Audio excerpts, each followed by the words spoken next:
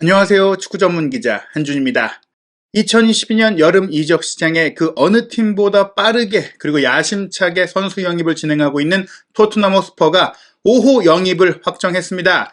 왼발잡이 센터백을 안토니오 콘테 감독이 찾아왔는데요. 최우선으로 원했던 선수는 아니지만 차선책 중에서 실리적인 효율적인 선택을 했습니다. 바로 FC 바르셀로나의 프랑스 국가대표 센터백인 클레망 랑글레 선수를 데려온 것인데요. 공식 발표 직전입니다. 토트넘 호스퍼의 훈련장인 호스퍼웨이의 훈련 숙소에서 하룻밤을 보낸 것이 확인이 됐고 메디컬 테스트를 현재 진행 중이기 때문에 이 테스트 이후에 이제 공식 발표가 나올 예정입니다. 즉 발표만 남은 거피셜 상태라고 할 수 있겠습니다. 랑글레 선수 영입과 더불어서 한국 투어 가기 전에 상당수의 스쿼드 완성을 원했던 콘테 감독, 오른쪽 윙백인 제드 스펜스 선수의 영입도 한국 투어 가기 전에 확정할 것이다라는 얘기들이 많이 있었는데요. 스펜스 선수의 영입은 시간이 더 걸릴 것 같아요. 현재 어떤 상황인지 그리고 베르바인 선수의 아약스 오피셜 나온 과정까지 현재 토트넘 호스퍼의 이적 시장 상황 총정리해드리겠습니다. 토트넘 호스퍼가 클레망 랑글레 선수를 임대 선수로 영입합니다. 영국 시간으로 7월 8일 금요일에 메디컬 테스트 현재 진행 중이고 메디컬 테스트가 끝나는 대로 계약서에 사인하고 공식 발표가 나올 예정입니다. 영국의 런던 지역 신문인 이브닝 스탠다드의 토트넘 담당 기자 댄 킬패트릭 기자가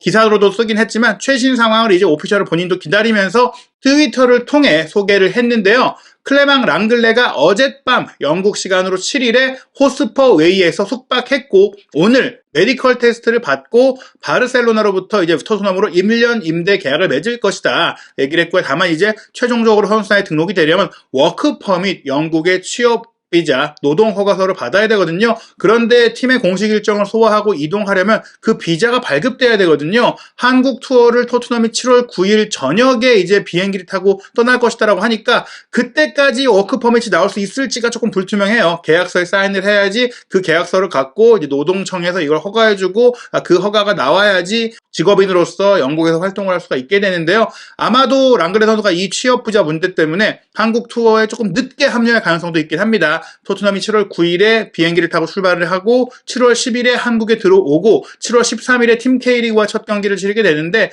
사실은 세비야 같은 경우도 토트넘과 경기를 하는 일정 속에서 한국에 오게 됐잖아요. 일부 선수들이 개인 휴가 일정이 조금 길어지면서 7월 8일에 한국에 들어오는 선수들에다가 후발대로 들어오는 선수들이 추가적으로 있어요. 그러니까 랑글레 선수가 팀 K리그와의 경기는 못 뛴다고 하더라도 세비야전까지는 뛸 수 있게 그리고 그 전에 토트넘 선수들과 합류해서 훈련할 수 있도록 후속으로 들어올 수 있는 가능성은 있어서 영입된 이후 비자 문제 때문에 한국에 못 온다 이렇게까지 우려하시지는 않아도 될 것 같습니다.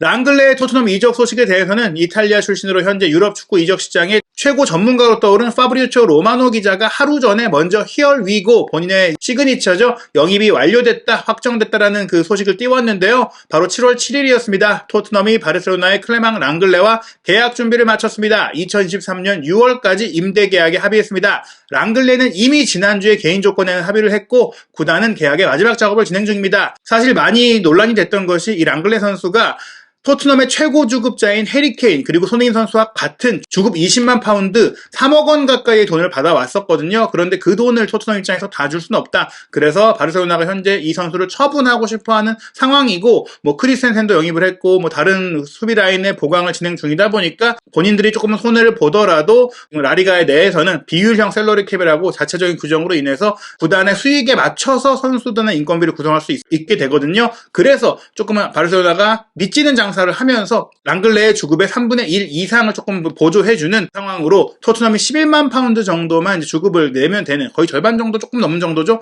그 정도만 내면 되는 그런 협상이 진행됐거든요. 그 부분이 일주일 동안 진행이 됐기 때문에 랑글레는 가는 것을 합의했지만 구단 간의 합의가 조금 걸렸어요. 결국에는 이제 토트넘이 원하는 대로 결론이 난 것 같고요. 또 하나 좋은 것이 사실 바르셀로나는 랑글레를 완전적으로 보내는 걸 원하겠지만 토트넘은 1년만 써보겠다. 의무 영입 옵션 없이 임대로 쓰고 추후에 영입하는 로메로와 같은 상황이 아니라 임대로 1년만 딱 쓰겠다라고 협상을 한 것이고요. 1년 동안 잘한다면 랑글레의 가치가 높아질 수 있기 때문에 바르셀로나 입장에서는 다른 팀에 비싸게 살 수가 있고 토트넘은 1년간 잘 쓰고 내년 여름에 원래 조금 더 원했던 어린 선수, 조금 더 많이 기대했던 선수들을 영입하기 위해 움직일 수 있다. 1년 동안 잘 쓸 수 있는 선수를 데려왔다고 볼 수 있겠습니다. 이브닝 스탠다드도 로마너 기자의 보도 이후에 보도를 했어요. 메디컬 테스트를 받을 것이고 영입이 이제 확정이 됐다 이렇게 보도를 했는데, 콘테 감독이 이제 한국으로 가는 프리시즌 투어에 랑글레를 합류시키길 원하고 있는 상황이기 때문에 출국 직전에 빠르게 좀 일이 진행됐고 협상이 조금 가속화가 됐어요. 무엇보다 토트넘의 스타일을 보자면은 조금 더 가격이라든지 여러 가지 문제에 있어서 좀 시간을 끌 수도 있는데, 콘테 감독은 일단 왼발잡이 센터백을 영입하는 걸 올 여름에 최우선 순위로 꼽았었거든요. 하지만 바스토니 선수가 이제 개인이 이 상황을 거절하면서 토트넘이 큰 돈을 지르려고 했음에도 영입을 하지 못하다 보니까 다른 포지션의 선수들이 먼저 영입이 됐어요. 사실 뭐 공격 라인의 히샬리송 같은 경우는 이미 손케쿨 트리오가 있기 때문에 시급한 위치가 아니었지만 먼저 데려오게 된 것이 왼쪽 센터백이 시급한데 조금 이제 협상 과정에서 어려움이 있었기 때문이다. 그렇지만 프리시즌 투어의 본격적인 훈련을 위해서는 이 선수는 와야 된다. 특히 수비 라인을 구성하고 빌드업 구조를 만드는 데 있어서는 왼발잡이 센터백이 빨리 와줘야만 훈련을 제대로 할 수 있고 시즌 설계를 할 수가 있거든요. 그래서 한국 투어 출국 전에 완료가 됐다. 이렇게 보시면 될 것 같고, 사실 베르바인 선수의 아약스 이적은 합의 단계는 이전에 됐다고 얘기가 나왔었죠. 6월 말에 이미 아약스와 베르바인은 개인적인 합의를 마쳤는데 토트넘과 아약스 사이에 이적료 협상이 조금 길어지기도 했었고, 무엇보다 토트넘에서는 베르바인이 나가는 오피셜보다는 새로운 공격수를 영입하는 오피셜을 먼저 내고 싶다, 이런 입장을 좀 표하다 보니까 네덜란드 텔레그래프의 이제 베르바이 기자, 아약스 소식에 정통한 이 기자가 먼저 토트넘의 선수를 영입한 다음에 그 다음에 오피셜이 나올 것이다, 이렇게 얘기를 했고, 실제로 히샬리송 오피셜 이후에 베르바인 오피셜이 나오게 됐는데요. 베르바인 선수의 이적료 아약스가 공식 홈페이지에서 영입하면서 아예 명시를 했습니다. 추정치가 아니라 정확하게 3,125만 유로, 한국 돈으로 약 410억 원이거든요. 파운드로 따지면 토트넘이 원했던 최소한 2,500만 파운드를 충족하는 그것보다 이상인 2,700만 파운드로 결정이 됐고요.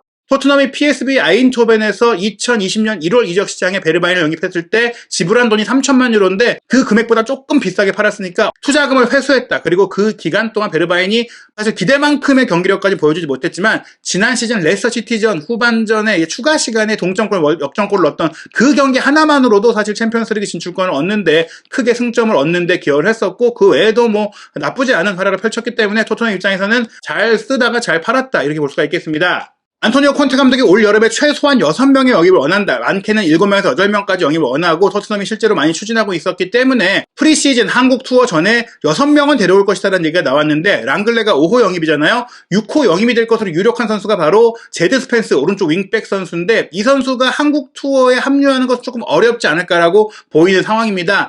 왜냐하면 지금까지도 이적료 합의가 안 되고 있기 때문인데요. 사실은 영국의 정론지라고 할 수 있는 텔레그래프가 7월 6일에 토트넘과 미들즈브로가 마침내 이적료 합의를 했다라고 보도를 했기 때문에 어떻게 보면 랑글레 임대와 스펜스 영입이 한국 투어 가기 직전에 모두 오피셜이 뜨지 않겠느냐, 이렇게 관측을 했었습니다. 당시 텔레그래프의 보도 내용을 보면은 토트넘이 1,500만 파운드 이적료로 계약할 태세다, 거의 뭐 이 가격에 합의가 됐다, 가깝다, 이렇게 얘기가 나왔거든요. 한국 돈으로 약 232억 원 정도인데, 이 보도를 보면 이 1,500만 파운드의 조건은 3차 제한인 것 같습니다. 1차 제한으로 다니엘 레비 회장이 직접 진행했던 미들즈브로와의 협상에서 1,000만 파운드, 약 155억 원을 제시했는데 미들즈브로가 거절했고요. 2차 100만 파운드 높여서 1,100만 파운드를 제시했는데 이것도 거절을 했어요. 미들즈브로는 최소한 500만 파운드는 줘야 되고 옵션으로 2,000만 파운드는 만들어줘야 된다. 사실은 2,000만에서 2,500만 파운드까지도 원하지만 최소한이 이거다라고 표명을 했기 때문에 1, 2차 제안은 거절할 수밖에 없었는데, 결국엔 토트넘이 1,500만 파운드 플러스 옵션으로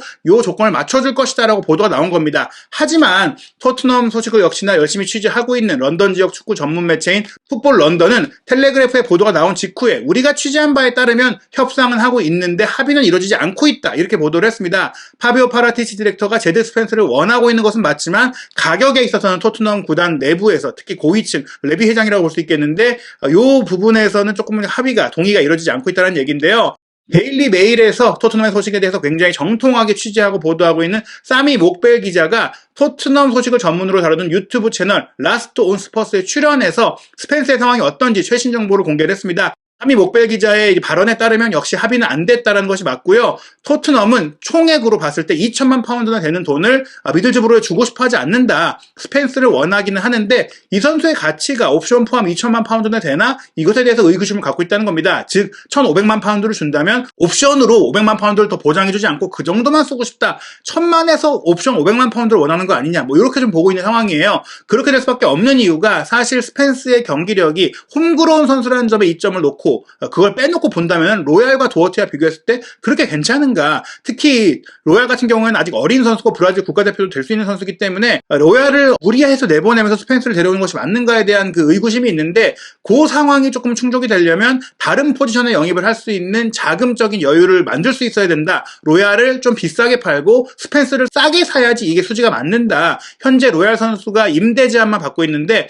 이적료로는 2천만 파운드 정도밖에 못 받을 것으로 보이고 있어요. 유로로 따지면 2,500만 유로 정도겠죠. 근데 그 돈을 그대로 스펜스 영입에 쓴다면 토트넘 입장에서는 로얄과 비교했을 때 경기력적으로 월등히 낫다라고 볼 수 없는 스펜스에 그 정도의 돈을 쓰는 게 맞을까? 오히려 로얄 선수의 가치가 앞으로 더 커질 수 있지 않을까? 이런 부분들에 대한 조금 고민이 있다고 봐야 됩니다. 물론 홈그로운이라는 그 조건을 통해서 이 선수가 가격이 좀 올라가는 부분이 있다고 볼 수 있겠지만 홈그로운 부분도 사실은 다른 이제 유망주들을 콘테 감독이 프리시즌에 지켜보고 이 선수를 활용하자. 지금 트로이 페러 선수도 여름에 지켜보겠다 이런 얘기들도 나오고 있기 때문에 이 상황까지 감안했을 때는 스펜스 선수를 빠르게 영입을 완료해주는 그런 상황이 안 될 수도 있다고 볼 수 있겠습니다. 최신 정보를 통한, 최신 보도를 통한 2022-2023 시즌 토트넘의 이제 예상 포진도를 보면요. 일단 4명 영입이 발표가 됐죠.